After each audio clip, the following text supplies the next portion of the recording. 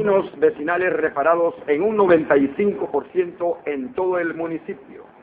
Este 23 de julio del 2013, el señor alcalde de Acajutla, señor Darío Guadrón, llegó acompañado de miembros del Consejo Municipal a inspeccionar la obra, reparación de calles y pasajes de la lotificación El Milagro, ubicada en Caserío Kilo 5 de Acajutla.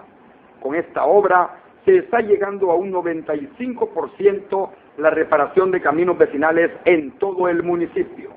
Se espera para finales de esta semana entregar a los pobladores de dicha localidad esta obra de gran beneficio.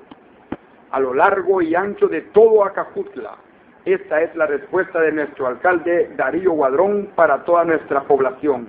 Obras, obras y más obras en todo Acajutla. Y de esta manera está honrando sus promesas, todo por el sueño de un pueblo. Darío Guadrón, un alcalde por el sueño de un pueblo.